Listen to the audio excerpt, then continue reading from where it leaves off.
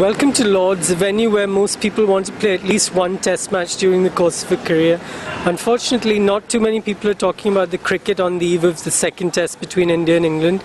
Most of the talk has been about Jimmy Anderson and Ravindra Jadeja and an alleged incident that took place on the second afternoon of the Trent Bridge test. Joining me is Lawrence Booth from the Daily Mail and the Wisden Almanac. Lawrence, it's almost a surreal preview to a Lord's Test. I mean, can you recall anything like this? No, there's only one story in town, isn't there? The Lord's Test between England and India should be all about people getting excited after the draw at Nottingham, 4 tests to go. Everyone's been talking about the pitches. Will the fast bowlers be able to get through this test series? Suddenly this incident erupts after Trent Bridge, and we're left wondering exactly what happened and whether Anderson will indeed be banned, as he could be for 4 tests if the charges against him are upheld. And that's a frustrating thing, isn't it? Both from a journalist's point of view and the fans. Neither captain gave any real insight into what had actually happened. We can only speculate. There's a version of events that's been reported, but no one's sure if those are right. The captain's body language was completely different. Cook looked almost dazed half the time. Dhoni seemed a lot angrier than I've ever seen him. What did you make of the entire press conference situation today?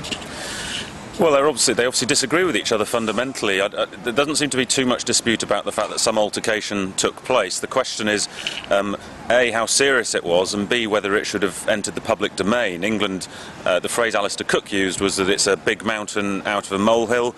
Dhoni, by contrast, was asked whether he really thought it was a serious offence, a level 3 offence. He said absolutely, and he made the point that Jadeja had behaved impeccably in all of this. He'd left the incident before it had escalated. So India's point is that they've handled themselves well in this regard. The England viewpoint seems to be that these sort of things should stay in-house, and they think that because it didn't happen within the public view, it took place in the pavilions in front of a few stewards, team officials, backroom staff, that it should have stayed there. Of course, that doesn't deal with the question of how serious the alleged physical contact was, how hard Anderson pushed Jadeja. The ICC press release talked about abusing and shoving. If he did push Jadeja, that's not a very clever thing to do in a time when people are quite quick to seize on misdemeanours by the opposition.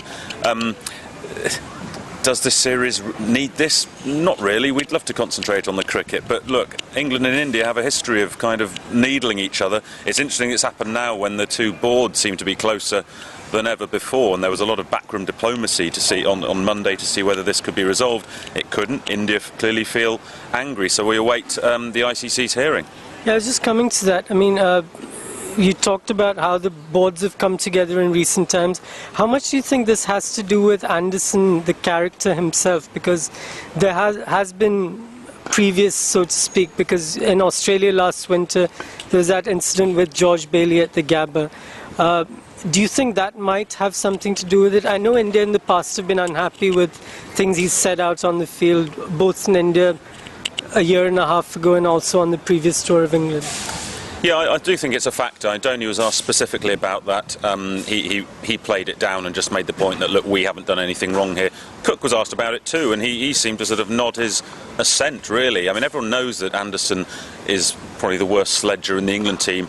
A lot of Australians get infuriated when the Poms say that their cricketers are famous for sledging, and Anderson is the one name they always throw back at the English, because it's absolutely right. He's not a shrinking violet, and some people will say that if he gets found guilty, if he's done something wrong, then he'll be getting what he deserves. Cook thinks that each incident should be treated on its merit.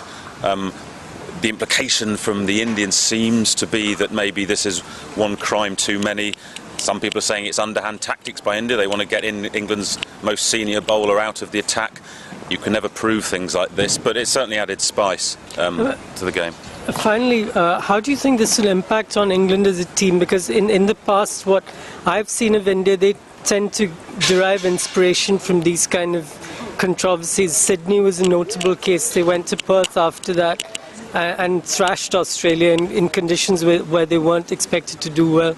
There were a couple of incidents in South Africa in 2010 as well. How do you think England will react to a situation like this? I think both teams will be pretty fired up by it, actually. If India are nursing a sense of grievance, then they can certainly use it to their advantage. But they've kind of got their grievance out in the open by bringing this charge against Anderson. England, behind the scenes, are fairly furious that it's reached this stage. So, Anderson may charge in and start knocking people's heads off. But it depends whether the Lord's pitch is going to suit him. I just think it adds spice from both sides, and it'll be fascinating to see who wins the toss tomorrow and who bowls exactly how hard to whom. Do you have any expectations from the pitch compared to what we got at Trent Bridge? Well, it'll be flat, probably as flat as Trent Bridge. I doubt it'll be quite as slow and low, deathly bad as we saw in Nottingham. The test match here against Sri Lanka in June actually produced a test that went down to the last ball. England thought they'd won that test. They had an LBW upheld against the last man before the technology rightly overturned it.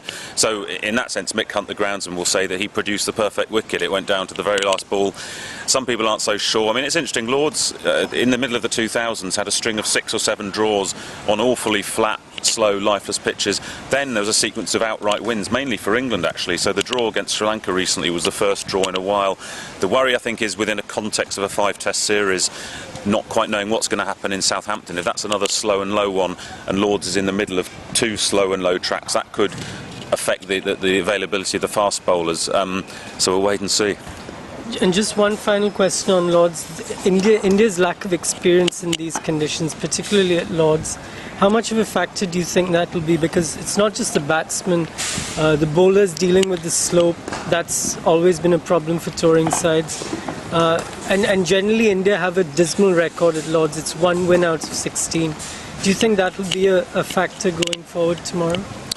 Yeah, it's interesting, isn't it? The one bowler, I think, who's played a Lord's Test here for India is Ishant Sharma, who is the guy with the biggest no-ball problem in any case in the Indian team. So quite what advice he'll be giving to his teammates about avoiding no balls will be interesting. But it's not just the no ball, of course, at Lords. It's actually recalibrating your body position and everything that goes with it as a fast bowler against the slope. It's 2 different experiences running in here from the nursery end or from the pavilion end. You've seen very experienced bowlers have nightmares here. Mitchell Johnson in 2009 had one of his worst tests, and that helped England win that game. So yes, it could take a session for India's young fast bowlers to get used to conditions. The hope for them is that the game won't have run away from them by then.